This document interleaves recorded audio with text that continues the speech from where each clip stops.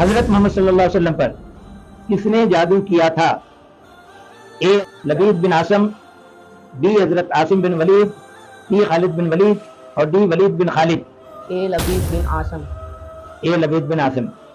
پھر ہم رجوع کریں گے مفتی صاحب سے، ان کا جواب بالکل صحیح ہے۔ ذرا اس سوال پر تفصیلی روشنی ڈالیں۔ نبی صلی اللہ علیہ وسلم کی طبیعت کچھ خراب رہنے لگی تھی، آپ صلی اللہ علیہ وسلم نے کچھ کام کیے ہوتے، آپ بھول جاتے کہ میں نے کیے ہیں، بعض کام نہیں کیے ہوتے، آپ سمجھتے کہ میں نے کیے ہیں، بعض دفعہ اپنی زوجہ کے ہاں جاتے بھول جاتے کہ میں ان کے ہاں گیا ہوں، بعض دفعہ جس کے ہاں نہیں جاتے تو آپ کے ذہن میں یہ ہوتا میں ان کے ہاں گیا ہوں، تو اس قسم کی بھول چوک کے واقعات ہونے لگے۔ رسول اللہ صلی اللہ علیہ وسلم نے فرمایا امی عائشہ سے کہ میں رات کو جب لیٹا ہوں بستر پہ تو دو فرشتے انسانی شکل میں میرے قریب آ کے کھڑے ہو گئے، ایک میرے سرہانے پر اور ایک میرے پاؤں کی طرف، اور دونوں کھڑے ہو کر آپس میں بات کرنے لگے۔ ایک نے کہا دوسرے فرشتے سے کہا کہ تمہیں معلوم ہے کہ محمد صلی اللہ علیہ وسلم کو کیا مرض ہے، ان کو کیا بیماری ہے؟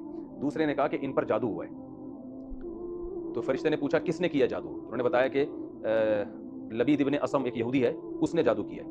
اس کے بعد یہ دو صورتیں نازل ہوئیں، سورہ فلق اور سورہ ناس۔ جب یہ صورتیں نازل ہوئیں تو ان کے ساتھ قل واللہ احد بھی ملاتے ہیں، سورہ فلق اور سورہ ناس، کہ بغیر بسم اللہ کے آپ نے قل واللہ پڑھنی ہے، پھر سورہ فلق پڑھنی ہے، پھر سورہ ناس پڑھنی ہے، اس کے بعد آپ نے اپنے ہاتھ پہ پھونک مارنی ہے، پھر وہ جہاں جہاں آسانی سے ہاتھ چلا جائے وہاں وہ ہاتھ پھیرنا ہے، پیچھے بھی اور سامنے بھی، پھر تیسری دفعہ یہ عمل کرنا ہے۔ تو یہ طریقہ نبی صلی اللہ علیہ وسلم نے ہمیشہ اس کو اختیار کیا تاکہ جادو سے آپ صلی اللہ علیہ وسلم کی حفاظت رہے۔